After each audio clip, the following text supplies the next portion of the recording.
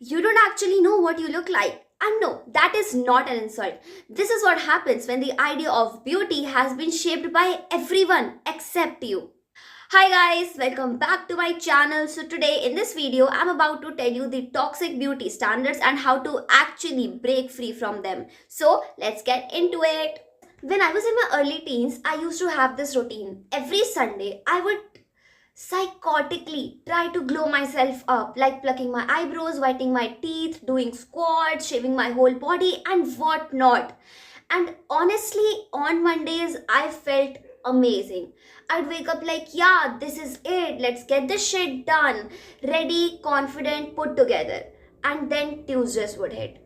And I'd sit there like, why do I feel the same? Why is no one noticing? Why am I still not satisfied? And that's when I realized something. I thought I was doing self care, but I was not. I was simply trying to fit into a beauty standard. At some point, I had to ask myself a very uncomfortable question. Am I trying to look better or feel better?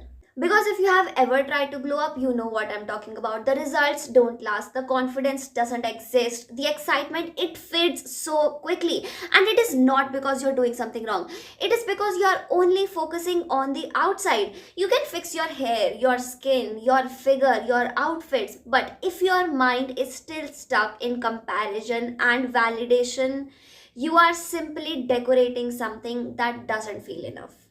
And then you get stuck in this cycle. You improve, you feel good, nobody reacts the way you expected, you feel worse, so you try even harder, and suddenly you end up asking yourself, why am I not like other girls? Even when you're trying your best. But here's the truth, you are not failing. You have just been taught to chase something that was never meant to satisfy you. There is nothing wrong with wanting to look good, but there's a difference between enhancing yourself and trying to become someone else. One comes from confidence, the other comes from lack. Now, going deeper, there's one thing that I want you to understand, that beauty is subjective. For one person, you could be an art, like the kind of person they cannot stop looking at. And for someone else, you could be completely average and maybe not even their type. So, this just proves one thing, there is no universal standard. So, why are we all trying to fit into one? You can be someone's dream and someone's not my type at the same damn time. And that is normal. The next thing is the beauty industry. Let us talk about something uncomfortable. The beauty industry does not profit from your confidence, it profits from your insecurities. Every trend, every ad, every product is telling you the same thing, that you are not enough. You go into a beauty store, every shelf is filled with some new product that is telling you to fix something. You are always chasing something new and you are never feeling truly enough. Because if you ever truly felt enough, you would stop chasing. You would stop buying into the idea that something is wrong with you, and that's bad for business. But I want to make something very clear. This video is not me telling you to stop doing your skincare, stop putting on makeup, or stop caring about how you look. All of this is perfectly fine. There is nothing wrong with it. The problem is not what you are doing, the problem is why you are doing it. If you're taking care of yourself and it is making you feel good, that is self care.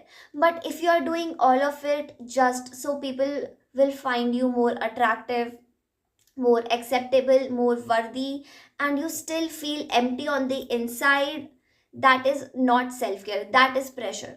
If you're putting on makeup because you enjoy it, it's art, it's expression, it's beautiful. But if you are doing it because you have to, just to be seen as enough, that is where it becomes toxic. A real glow up is not just physical, it is emotional and mental.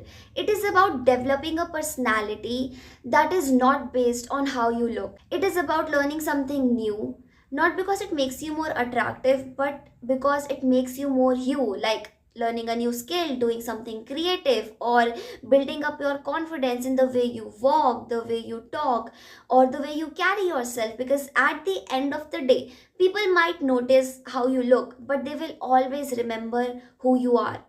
And when you start working on both your mind and your body, you stop chasing validation. You stop needing constant reassurance. And that is where the real shift happens. You are not trying to fit in, you are just now trying to be more you. So, if you're stuck in that cycle right now, just ask yourself one single question every time. Am I trying to look better or am I trying to feel better? Because the answer to this question changes everything.